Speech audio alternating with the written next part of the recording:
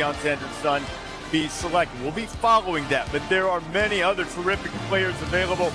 Among those, one of the great receivers in the country last year, Nick Nash. Lewis, who do you have ranked as your best available there? Yeah, we'll start with Nick Nash, former quarterback until 2 years ago, 16 receiving TDs at 6'2", 203. He's a guy who works primarily in the slot. Can really go up and take the ball out of the air. Fantastic prospect. Quincy Riley, one of my favorites, a former high school sprint champion. Went down there to Louisville, has 15 career interceptions. He's a guy who's got blazing speed, can play every discipline that you want.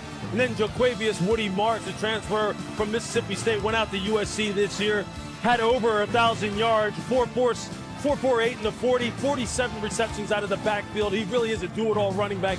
Presents tremendous value here on day 3. Yeah, absolutely does, Lou. I look at this, like I said, it's a meat and potatoes draft, guys, and I look at Ty Robinson. You don't get more meat and potatoes than this. A 5-technique defensive tackle who has versatility coming out of Nebraska. Elite against the run. That's where he showed best. Clogging rush lanes this past year. We saw some upside in his pass rush game. He had a fantastic week at the Senior Bowl. Had a better showing at the NFL Scouting Combine. I'm surprised he's on the board today. I thought he was a chance to be a round 2 player. How about Jack Sawyer, the hero of the college football playoff semifinal game against Texas? Made that great play against Quinn Ewers, picks up the fumble, runs it back. Now he needs to work on his technique, but as a stand-up pass rusher, as an outside linebacker, he absolutely has production. He's a player that is going to get on the field, maybe even early as a designated pass rusher for a 4-3 team. And they don't get better than Dylan Sampson in the SEC last year. He was a 3rd-team AP All-American. All he did was set a Tennessee single-season rushing record with 1,491 yards on the ground. He has speed. He is an outside zone runner who can hit big-time home runs. Talked a lot about Ohio State. We'll get back to them in just a moment, Matt. But let's go out to Stanford, where Alec Ayomanor, perhaps the best blend of size and speed at wide receiver, still available. A 4.44 during the pre-draft process for Ayomanor, who Lewis was on the call in 2023 when he had 294 receiving yards in a single game against Colorado. Cody Simon, 7 sacks from Ohio State. And you already know about Cam Skattebo, the electric Arizona State running back. I feel like I got guys on both sides of the ball as well. I think when you look at the underrated players, Y.A. Black, 6'6", 336 pounds. He has some battles with Tyler Linderbaum, great center now with the Baltimore Ravens early on. He grew up quickly, and he really emerged. He's a late bloomer. Jalen Royals, underrated, slot or wide, gets it done. And David Walker went from Southern Arkansas to Central Arkansas. You better dominate at a lower level. He did off the edge at 6'1", 263 pounds with tremendous upper body strength. David Walker going to be the best Central Arkansas product since Scottie Pippen. Oh, yeah. Undisputed. There you go. The Titans took Femi Oladejo in the 2nd round. They took Kevin Winston, who's coming off an injury at Penn State, in the 3rd round.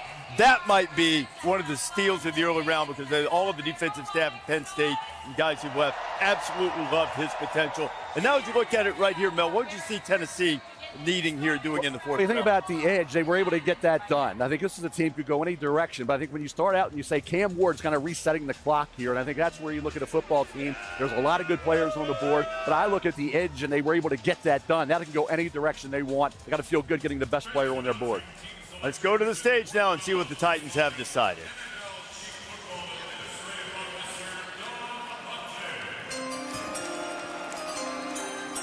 With the 103rd pick in the 2025 NFL Draft, the Tennessee Titans select Chimere Dike, wide receiver, Florida.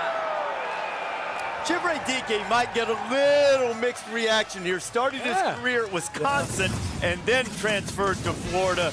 This guy's a lot of potential. He sure does. Reese got to see him down in Tennessee this year against the Tennessee Volunteers, and he just went crazy. This is a guy who in the slot is just really good getting off the line of scrimmage, a smooth glider as far as his route running is concerned. You see that nice, smooth stride. Once he catches the ball and he gets it in his hands, he turns into a running back quick, a lot of upside with this high school. Chimere Dike is going to help this team. They take Texas, the best player who can help you in a lot of ways. Special teams is key. Return game, gunner, and a wide receiver will help out as they reset with Cam Ward. And you get another guy there to help out the hopeful franchise quarterback. And, of course, our franchise information guys, Adam Schefter and Peter Schrager, are with us now. Hello, gentlemen. How are you? Good morning, Reese. How are you? I'm here with Adam Schefter. I want to say thank you for this seat here for ESPN. Adam, what do we got today?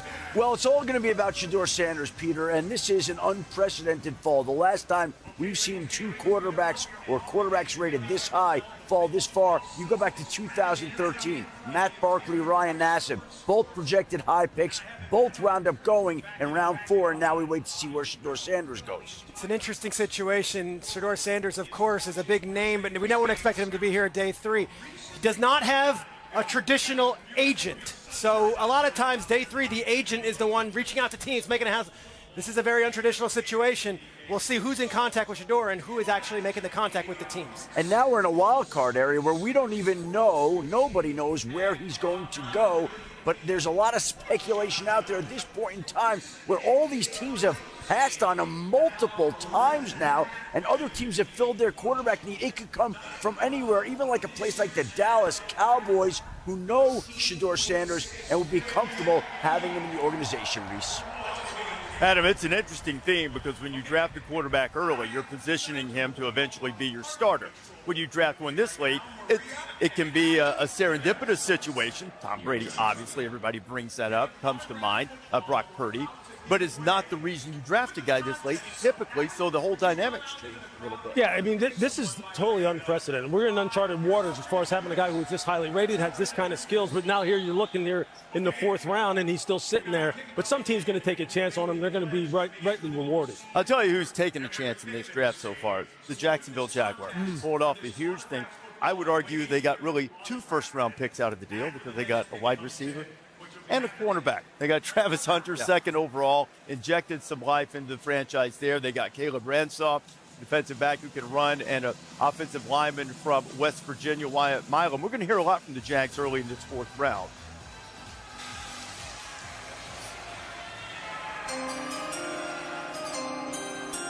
With the 104th pick in the 2025 NFL Draft, the Jacksonville Jaguars select Bashal Tutin, running back, Virginia Tech. Now, you want to talk about another home run hitter? Bashal Tutin can go. Transferred to Virginia Tech and is electrified. No doubt about that, Reese, is electrifying. The fastest running back at the entire combine in 4.32, spent 2 seasons at Virginia Tech. He had 266 yards against Boston College this past season. That was a single game record for Virginia Tech on the ground. This guy's a joystick. It's hard to tackle this guy in the hole. He has an ability to find ways to turn nothing into something. And when he is in the open field, as you said, Reese, good luck catching him because you're not going to get there. Yeah, 40 career rushing TDs. The thing that I like about the fact that at 5'9", 206 pounds, I can promise you 205 or 200, maybe all 206 of those pounds is pure muscle. If you don't buckle your chin strap against this guy, he will absolutely embarrass you, and he will stone linebackers coming down the fight trying to rush the passer. He is really a total package in a nice small package. I'm surprised he lasted this long, quite honestly. That town's got to take better care of the football. What's going to get you on the sidelines is fumbling the football, not having good ball security. If Tutin can clean that up, and obviously high and tight, right? Don't fumble the ball away. NFL is not going to tolerate turnovers from Tutin, so you can get that maximum out of that talent. It's obviously eliminating the fumbling issue. And that's 3 non-offensive linemen in the first 4 picks taken by Jacksonville. Common theme amongst those 3, they can flat out fly. Caleb Ransaw, 4.33, just a 1/100th of a second slower than Bashal Tutin. A lot of speed added in Duval. Fumbling has been an issue for their backs. They have Tank Bigsby. They have Etienne back there. Travis Etienne. We'll see where Trevor Etienne goes today. But I mean, look, they're going to try to overhaul the offense, and we're going to see Jacksonville back on the clock shortly. Giants on the clock right now. Giants took Abdul Carter early. They traded up and got their quarterback, and then got Darius Alexander, defensive lineman from Toledo. What do you see from the Giants here potentially? Yeah, I mean, I'm looking at a team that still needs a wide receiver, and we have plenty of good wide receivers on the board, and most of us highlighted one of the best available today. So there are players out there that can help them at the wide receiver position. If you're going to add Jackson Dart, let's give him some weapons to work with. They did draft well last year. We saw the impact from Malik Neighbors, Tyrone Tracy. I still have high hopes for a tight end and Theo Johnson. But I'm looking at the wide receivers on the board, guys, and think this could be a